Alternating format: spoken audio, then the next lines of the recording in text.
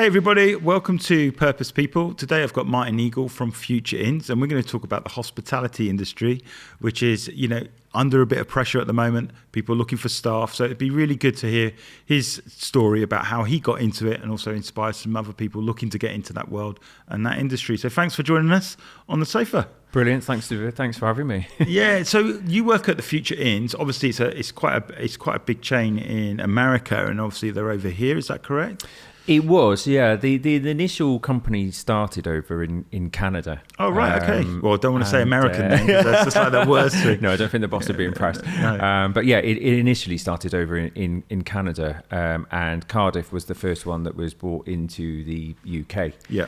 So the hotel is built very much on a Canadian style, so everything is double the size you would normally tend to find in most traditional kind of hotels in the UK.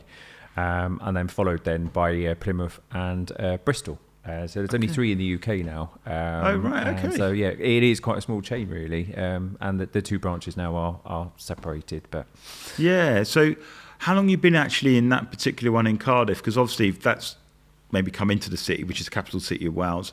Obviously not many people would have heard of it. And then you're up against like the Hiltons and the Holiday Inns and stuff like that. So what was it that, obviously they identified to go there, and then what was the differential? Why there, and how are you different from, say, Holiday Inn or the Hilton hotels? I think the director, when he saw it, just kind of saw the opportunity to come into the UK. And Future Inns Cardiff is I think it's 20 years old this year, just coming up to 20. And the Bay was an up and coming area back then. And I think he just saw the opportunity to open the hotel in the Cardiff Bay area, which obviously has proved massively a good success for him and for Future Inns, really. I suppose what makes Future Inns different, I suppose, it's just a different concept. It's a lot more relaxed. Let's say, when you come into the hotel, everything is a lot bigger than you'd normally expect from a normal UK hotel with twin beds, singles, which you don't get in the Future Inns. They're all, doubles in the rooms, which is most people are really surprised when they come in at. And a lot of people are really surprised by how big the property is. Lots of people drive past it every day, but never actually come into the hotel. So well, you took me on the tour, and I remember you showing me, and it did remind me straight away, because it like more of a Canadian American concept, because the actual hallways are a lot wider as well, and I think the doors are bigger as well. So it did feel big when I was walking around it, more spacious, so to speak, whereas I've been to a lot of hotels where they just cram as many rooms as possible in a small footprint. Yeah, exactly. Yeah. And most people are really shocked when I take them around the hotel or take them up to the rooms. They're like that. And, you kind of say, this is a standard room. And they're like, what? This is a standard? And it's like that? Well, yeah. You brought me the wrong room. Yeah, exactly. Yeah. Well, you get that quite a bit. But it is a shock to most people when they do come in. But in a good way, it's good to know that they go away with a surprise and think, oh, do you know what? And we're in their minds for future or bookings down the line. So what I found is obviously you're in the capital city, and a lot of big bands and big artists has now started coming to the Millennium Stadium, for example. So I think Cardiff was primarily known for the rugby. Rugby weekend, really busy, people coming to stay from all over the world to watch the 2 teams. But I've seen this like big renaissance of like large artists like Taylor Swift, and now just more recently Oasis are coming there. Yeah. So how does that work with you? Is that a really good thing? Is it like they come? Do you sell out? I mean, how does it work when you get an artist like that come in Wales? Because and then obviously what happens if they cancel, because that can be a bit of a headache as well. That occasionally happens. It does. It's good for the city, and the fact that they're choosing to come to Cardiff is an amazing, feat. We've got this huge stadium, and it does the business massively, not just us, but the whole city. The money it generates is huge. Taylor Swift was sold out. Oasis gone before we even, they'd even announced the date, really. So it was crazy, and we are fully booked already. It was nuts. For the Oasis gigs, I guess. Fully booked already. Yeah. So wow. we were kind of thinking, well, they're going to add a 3rd date or a 4th date now because Cardiff sold out so quickly, but they haven't materialised as yet. So I mean, they're saying that they're going to earn. The 2 brothers are going to earn 50 million each from the result of bringing the band back together, but. Yeah, I mean, I guess that's it. It's the minute you get some big artist that comes, it's almost like all the hotels just go exceptionally quickly and stuff. Yeah. So obviously, you could do any career in the world, I guess. Why hospitality, and how did you get into it? I started out in hospitality it's 26 years ago now. Okay. I started out, initially I wasn't in hospitality. When I was a kid, I always wanted to be a chef. That never materialised. You don't muck in every now and again, like in the kitchen to help? Occasionally I do it, yeah, but catering college wasn't for me. I didn't enjoy it at all, so I went into retail initially, Right. and that's how I started. So I've always had a customer service background from day one, really. Right, okay. And I worked in a department store for quite a while, which then was a family-owned business, and they decided to sell the business, and that was it. But I used to go past a hotel on my way to work every day, a 4-star hotel. And I used to see weddings going in every Saturday. And I used to sit on the bus and think, do you know what, one day I want to do that. And as luck would have it, this particular hotel had a vacancy come up, and within a year, I was there greeting those bride and grooms coming in the door. Wow. And that's how it all happened. So what you do because obviously, hospitality, some people just do it as a stopgap over like a holiday season or whatever. Yeah. Did you start with, I want to build a career in this, and that's how it began? So you started at a particular level and work yourself up, or was it like something that you realised there was a career change straight away, that you knew that if you did these certain things you would get to where you are now? I think that I always knew there was going to be a career in it. Yeah. Purely on the basis that I'd had members of my family who'd worked in hotels, so and I'd seen how they'd got on. And obviously wanting to be a chef when I was younger, I kind of knew that I suppose being a chef, you just think of the money. Yeah. But then when you're younger, you don't think of the unsociable hours, working all the hours that God sends you. Yeah. But yeah, I started really at the bottom. Right, okay. I remember when my first day was, the sales office was in the basement. It was a horrible office with no windows, nothing at all, with a bin sheds next door. Wow. It was awful. And my first job was literally, I wasn't even allowed to touch the telephones. The reservations team would take a phone call. They would write it on a bit of paper, the booking, and then I would have to put it in the computer. And that's how I started. Wow. And I did that for about 6 months. To start with. So then how did you sort of like promote yourself, or how did you get recognised? It was just doing small things well? It was, yeah. I started to say with the reservation side of it, and gradually then I was allowed on the phones.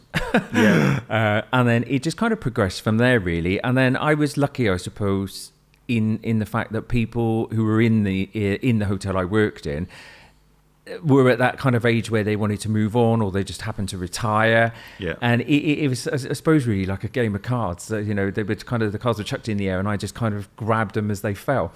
And I, moved on to become reservations manager eventually. I moved over into special events.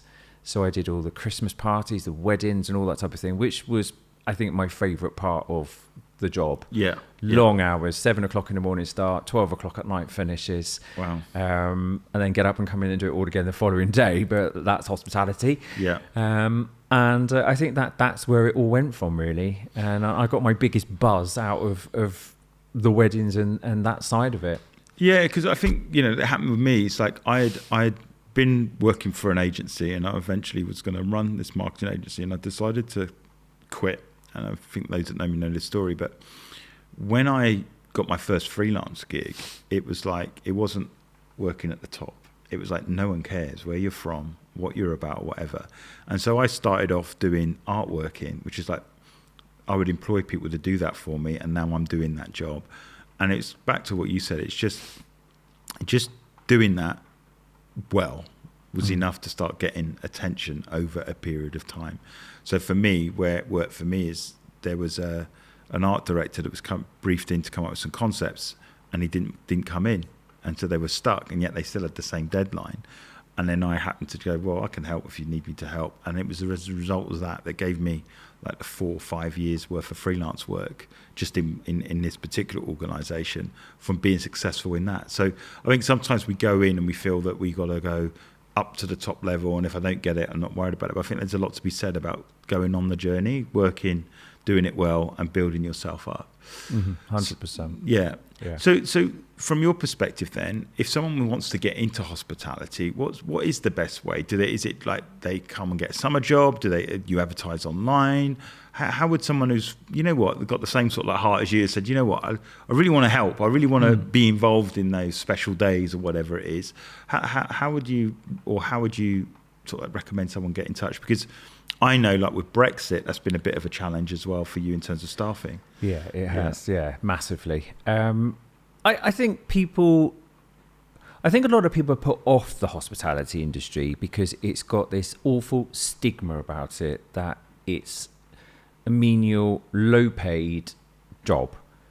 And that you'll only ever, you can only be a waitress, you can only, be a kitchen porter, you can, a housekeeper, and, there's nothing wrong with those jobs at all. Those jobs are skilled jobs in themselves. Those people, they don't just rock up to work and, go in and grab your breakfast or your coffee and just bring it to your table type of thing. There's a lot of, training, the health and safety side of it, the food allergens and all that kind of stuff that you have to learn before they'll even let you loose in the kitchens or in the restaurants. So, that stigma is probably the thing that needs to be broken more than anything. Yeah. And there's lots of stuff behind the scenes. My job behind the scenes was a special events coordinator of reservations. Obviously, you take all the bookings, those type of things as well. So, an initial get into it, I apply for the job, a summer job, come in as even over Christmas. There's loads of jobs that tend to come up over the Christmas period with the Christmas parties, as a temporary thing, and a temporary can obviously, can lead anywhere. Prime example, I went in and putting in bookings from a bit of paper, and 25 years later on, now I'm the sales manager at the Future Inn. That's it. Yeah. It's not a dead end job, and people just need re-educating, and I think people, people in the recruitment industry or the jobs kind of industry need to, encourage people that it's not. Yeah, because that's the perception. Yeah, I know a few people that have worked at a fairly high level within the hospitality industry, and one of the things they're saying is that they want to show people that it is a career and it's a viable career, and there is a route, a route to become a sales director or even a general manager or whatever, but it's not really communicated. It's just like people dismiss it as a viable career, when in fact it is. If you like working with people, when you want to engage with people, whatever, it's a rewarding career. And obviously looking after a hotel is a big deal. If you're looking after hundreds and hundreds and hundreds of people, aren't you, dealing with their weekends and stuff. So you've been doing this for how long now? Is it like 20 odd years, you said? 26 years. 26 years. Yeah. So have you ever managed to go out to Canada and have a look at what they've been doing out there? No, I never got the opportunity to go out there, unfortunately. Yeah. It would be nice to have done it, but I do get involved a little bit in going down to Plymouth. Sometimes I do go to Bristol. We often speak to each other just to like bounce off ideas off each other and see what we can do to help each other out, that kind of thing. And what are the differences between them? Because I would say Cardiff is quite a destination city, particularly because of the stadium and stuff like that as well, in the Bay Area. Yeah. But what are the differences with the others, Bristol and Plymouth? Bristol, I think, is very, very corporate-y. It's very city centre, And again, I suppose all three are quite destination-y, but Cardiff is very driven by rugby, the football, the concerts at the stadium, those type of things. Whereas Bristol doesn't tend to be quite so much. It's very much business-led. Plymouth is quite tourist-led. As I say, lots of kind of coach tours, those type of things tend to be down that area, and they do well with conferencing and things as well. So it is busy because they want a business estate. So it does work out quite well for them as well. But. Okay.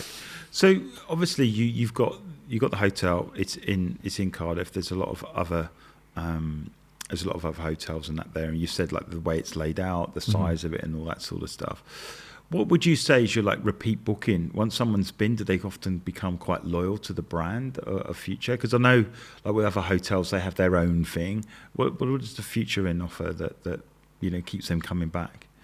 I think a lot of Future Inn's success has been the team that are actually there. Yeah. And the stability of the team, which is unusual in hotels. You don't tend to have long standing team members. It is, traditionally people move on. You move hotels. I've moved hotels 3 or 4 times, and that's naturally just how you move your career onwards. Yeah, of course. Really. Yeah. It's where Future Inns though has become. I think it's more of the team, and it's more of a family environment, and I think that's what does it mainly. And then, once upon somebody's been and they've been looked after really well, then they just keep coming back. And I think there's a loyalty to one, potentially to yourself. You've looked after that person, and they've really enjoyed working with you, and that keeps coming back. And then if the team delivers the great customer service that they're expecting and they've paid for, that keeps them coming back as well. And that's I would probably say is our biggest success story. Yeah. And I think flexibility. Yeah. As well. Whereas some of the big corporate brands are very, how do you word it? You've kind of got like rigid rules. You've got to do this. The dinner menu is this. This is the day delegate package. This is you can't flex from it. This is what you've got. Tough. Whereas we've got a little bit more autonomy that we can say, okay, yeah, we can flex this, or what is it you're looking for? And we can flex and move stuff around to fit what the client actually wants, because sometimes a one size doesn't fit all.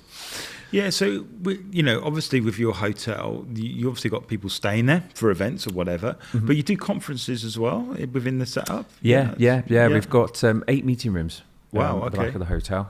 They can do anything kind of from 2 people up to 210 we can accommodate. Oh, wow, okay. So conferencing wise, we can do, say, weddings. We host weddings as well at the hotel. Yeah. We can do, obviously over the Christmas period, then we do Christmas parties, yeah. lunch with Santa, all those kind of things as well. So it is a busy hotel and it's constantly always on the go. But again, it's the one thing that's always been a bit of a struggle really is it's not a brand that people know, and getting people to come in and actually initially see it is the hardest job. Yeah. But once they've actually been and experienced it, they're like that. Oh well, I didn't know this was here, or I didn't know you could do that, and then it then kind of snowballs on from there. So. Yeah, so 2 things we'll talk about. The first one, one is COVID, one is Brexit. So they're quite big topics to talk about. But the hospitality industry was affected massively for those 2 subjects. So talk about COVID, because obviously we knew it was breaking or whatever. But what happened for you guys, because you were hammered within that particular situation?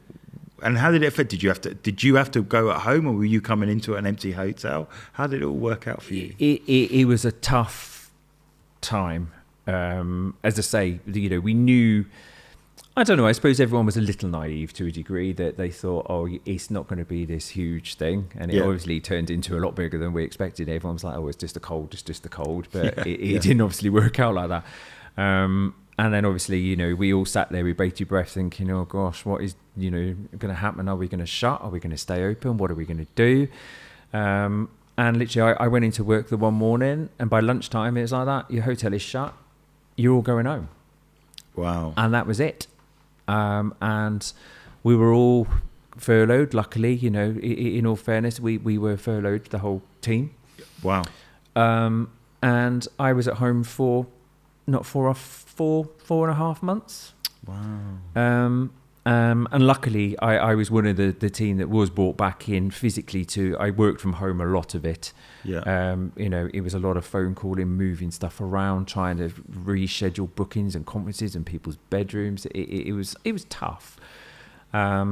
Because it was opened back up, wasn't it? We opened back up slightly, and then everything shut back down again. Yeah. And I know Wales was probably stricter than the UK. It was in England at one point. So the rules were quite different, I felt, at some times. They were, and I think there was a slight resentment, I suppose, in one way for that. Yeah. In hindsight, were they right decisions, were they wrong decisions, we'll never really know the answers to that one, I suppose. But we did reopen up gradually, and we were really busy over the August period where they did the Eat Out to Save or Eat Out to Help Out, whatever it was. Eat Out to Help Out, yeah, it was. That, I don't think I've ever seen so many people in a restaurant in one day in my life, and trying to do it with 2 meters, obviously social distancing was very difficult. Oh yeah, I remember now, because I remember going, you would. Yeah, it was a strange one, wasn't it? Because you would all sit at the table, then you would order off the table, and yet you'd get up and you'd all walk together anyway. You know, it's quite a strange setup. It was a strange setup, yeah. And then we were kind of, as things kind of did relax a little, we were allowed to do, you know, smaller conferences, although you had to, if you had a theatre style, you still had to have 2 meters between all the chairs, all those kind of things. So, you know, reducing capacity, which obviously then has a massive impact on the amount of people you can take, which then revenue is down because you can't obviously get the money or the numbers in. So that had a huge impact. But certainly surely putting, because the rules kept changing and you having to learn them and then implement them. Oh, it must have been a headache. It was a nightmare. And then what's the strangest thing looking back now that you had to do within that? Was it like you had to get people to walk around a certain... It was the certain ways you had to get people to walk around. You know, you could only have certain bits in the restaurant. You had to have 2 meters between the chairs, and then trying to serve teas and coffees and things was a nightmare. Yeah. It was just a whole bizarre experience. But kind of looking now, you kind of forget, you laugh about it now because you think, how on earth did we manage? But we did. So because I know a lot of the sort of like retail units and stuff, I would say maybe 6 months ago when they finally took down the screens and all that sort of stuff that was on there. What about you guys? Did that similar timescales, or ours was probably a little bit earlier than that? Yeah, okay. Ours was gradually just kind of relaxed back in, and I think you know, we followed the guidelines as we were told to. You know, and let's say Wales was a lot stricter than what England's was. Yeah. But I think once you started to see screens coming down in most of the supermarkets and all those major places, you know, I think, and once, you know, COVID had kind of been described as, it was, you know, everyone had been vaccinated, the rules could be relaxed. You know, but I would still say I don't think things are still back to the way they were. Okay, yeah. I think there's still going to be a legacy of it for a while to come. I think people are more cautious about what they do and where they go still. Yeah. And, you know, I think people got so used to being at home, not going out. You can order on Uber, you can get everything. We tend to see people don't tend to go out as much now. And, that impact is there still. You still feel that, yeah.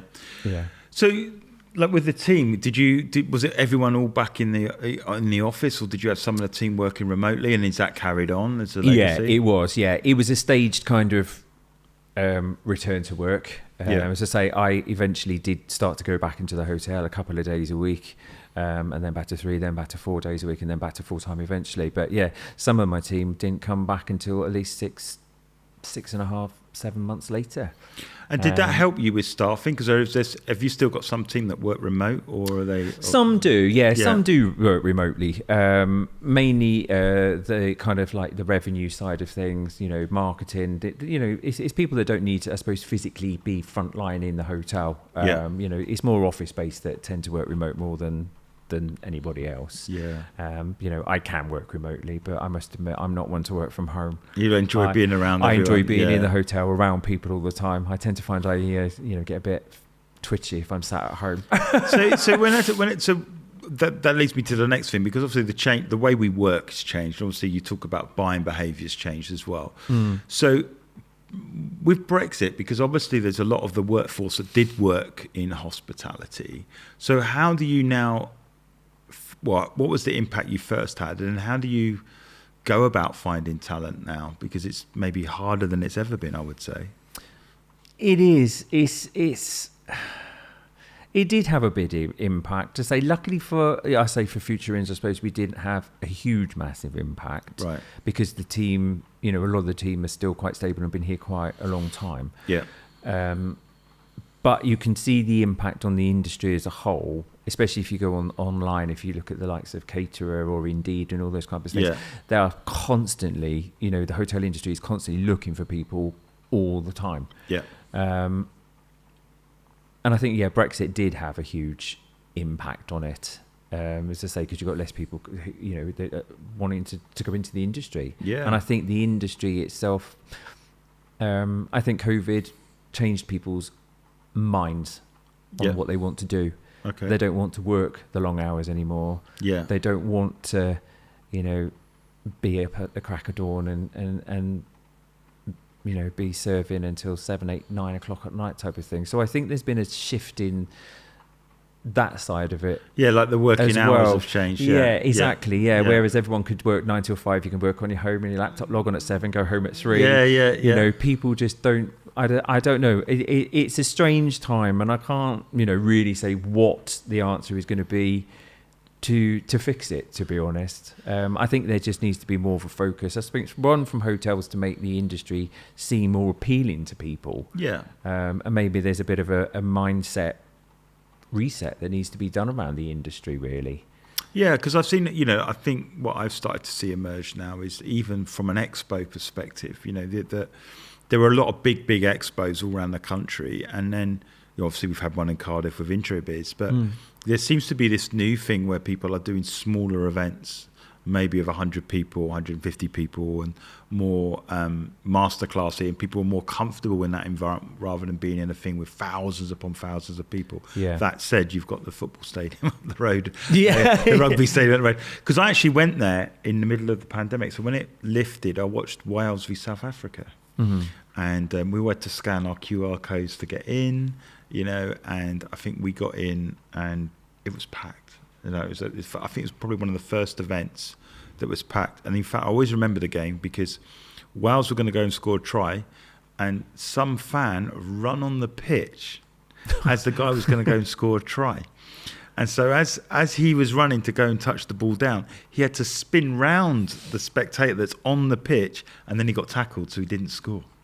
Anyway, security took him out, and everyone's just throwing stuff at him. He's getting covered in beer or whatever, and it was just mad just to see that happen. But I remember coming out of the event thinking, oh, finally this is back to normal. Do you know what I mean? Back to life around people and stuff like that. So I think from a business perspective, I've seen a lot of events now become smaller. Not huge expos, maybe in London, but not so much outside of that. Yeah. But obviously, sport is sport. People will go and watch it. Yeah, exactly. Yeah, they will 100%. Yeah, and I agree with you. We've done several expos that we've gone to, and the footfall pre-COVID was massively bigger. Yeah.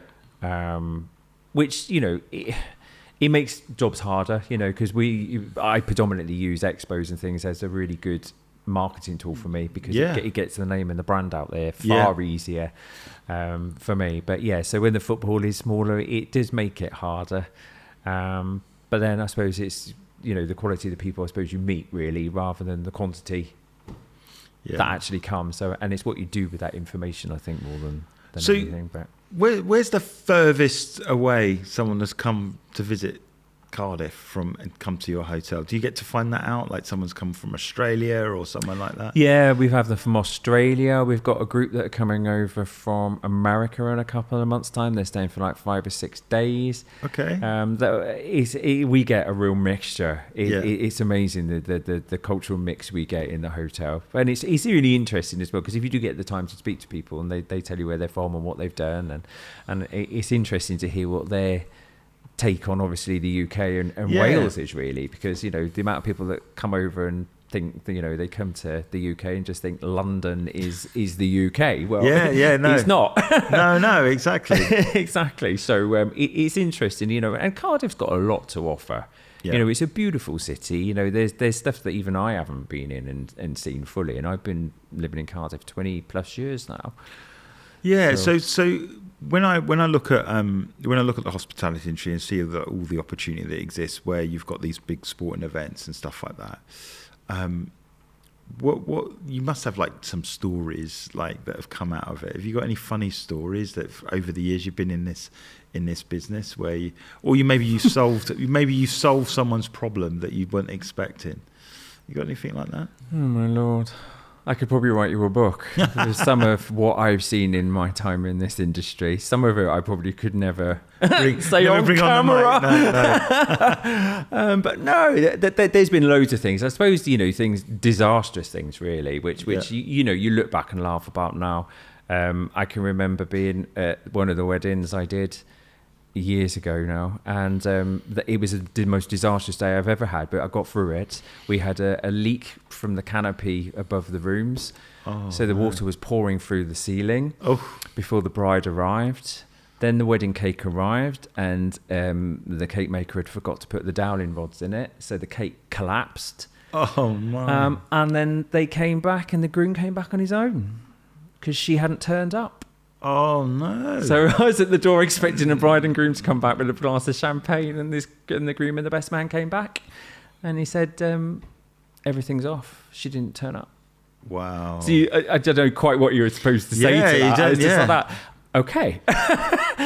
Do you still want to eat? No. Do you still want to eat? Yeah. But they kind of made the best of it, really. So the food was all prepared. So they just had the food and kind of took the buffet home, and that was it, really. Sounds so quite yeah, sad, it is sad. Yeah, it is. So disasters like that, but they do happen everywhere. But I just just get on with it. You're dealing with people, aren't you? You're dealing with big days. I think the expectation on you and your team and stuff like that is to handle it and stuff. Yeah. Have you had anyone sort of like famous come visit you that you recognise, or anyone like, you're probably not allowed to give names, but if you had any in the hotel, I can't give up. Well, as in the past, previously, I've met Van Morrison before. Okay. He stayed at the hotel I stayed at. We did have an impromptu visit from David Cameron. Oh right, okay. So I have met David Cameron. I can't think who else off the top of my head now. I've met quite a few actually, but yeah, because the thing about Bristol is they haven't got a large venue to like pop larger events on. So you've got the football stadium now, which they've started to do, but by comparison, the Welsh National Stadium's 100,000 people, whereas Bristol's about 28,000. Yeah. And I've watched bands that the biggest venue they could play was either the Azarons, which is a student room where you get 1,200 people in there, and then it was the Colston Hall, but people didn't want to play there because of the slavery. Yeah. So naturally they would then go over to Cardiff. So, I've watched quite a few people over there. I think the Foo Fighters and things like that in the Cardiff International Arena. But I just think the renaissance of stadium gigs, stadium experiences like Coldplay and people like that has really sort of like grown, sort of like Cardiff as a destination. And if I can't get to London, then let's go book tickets in Cardiff. Yeah. Have you been to any of the big events there at Cardiff Stadium? I've done the rugby, Okay. And I did go and see Robbie Williams once. But no, I haven't, to be honest. I haven't done many of the stadium stuff, to be honest. I say, apart from the rugby, really. I say I've been to a couple in the CIA. But I suppose now the big thing coming is obviously the excitement is around the Bay Area with the new arena coming. Tell us a little bit about that, because obviously not everybody's aware of that arena. The Cardiff Bay plan is they're building a new arena literally across the road from us, where the county hall is. That's amazing. So it's a 15 or 17,000 seat arena going in there, which will be a multi-purpose arena now. So it'll be, how many seats do you know? 17. I think it's between 15 and 17. It keeps differing a little, but it's going to be an amazing arena when it's all finished. Say they're replacing the Red Dragon Centre. Is all being moved. There'll be a new complex being built. There'll be in a big public square. There's going to be like a tram line from Cardiff Central down to Cardiff Bay. Wow. So there's huge changes coming to the Cardiff Bay area, which will be fantastic. Because you can go into, is it the Cardiff Castle area? And you can go in, you can actually see the plan for Cardiff with physical blocks. They've actually built it out. Yeah. And then you can show you the river taxis, and because they're going to go very river taxi as well, I'm hearing. Yeah, they are. And the river taxis, it stops when it comes down to Cardiff Bay anyway, so you can go from the bay to Cardiff Castle. Yeah. Pretty easily. So, it'll be good. And the transport links obviously being changed now and upgraded will be amazing. I say, and it'll revamp the bay. Having that arena it'll be fantastic when it's all completed. So exciting times. Yeah, because I'm hearing that they're putting a velodrome there as well, out that way. Over on the sports village, I believe it's being done. Yeah. There's quite a bit of work going on over there. I think there's a new development for flats and housing over there as well. So the bay's having a kind of like a secondary generation. So you're probably in the right spot as a hotel. You're like right in the middle of it, aren't you? Yeah. So fingers crossed. They say it all goes to plan and building goes to plan. I think it's supposed to be mid 2027 that everything is going to be up and ready to go. So cool. So you've obviously been in the industry a long while and stuff like that, and obviously there might be people listening to this now that will go, you know what, actually I'm quite interested to find out more, how would they get in touch with you? You would be happy for someone to message you. I know you're on LinkedIn. Yeah, I'm on LinkedIn. Yeah. I say, well, you can drop me an email or on my email address, which is also on LinkedIn. I say, well, if needs be, pop in the hotel. I'm always free to, if you want a cup of coffee or a chat. Yeah. I'm always there to. You do some great afternoon teas, I hear. Yes. Yeah. Oh, yeah. From Witness. Yeah. It is good. It is good. And I'm not just saying that because I work there, but the afternoon tea is really good, and that's something we've really tried to push a lot lately. So cool. So they can get to you on LinkedIn, and then obviously website. What's the website for? Is www.futureins.co.uk, and then you'll find the links on there for Cardiff, Bristol, and Plymouth are all on there as well. As I say, but otherwise, drop me a line on LinkedIn or pop in. Yeah, no, thank you so much for your time today. Really appreciate it. And I think it's just giving us a bit of insight of how someone's got through, COVID, Brexit, and obviously, building a really fantastic experience in the hotel in the Cardiff. So thanks so much for taking the time and having a chat. Pleasure. Thanks for having me. Thank you. Hi, everybody. Thank you so much for listening to the Purpose People podcast. How you can help us is to like and subscribe our YouTube channel. You can also subscribe to our podcasts on Apple, Spotify, Google, and Amazon. That helps us get our message out there to help people go after their dreams, double down on it, and be successful in life on their terms.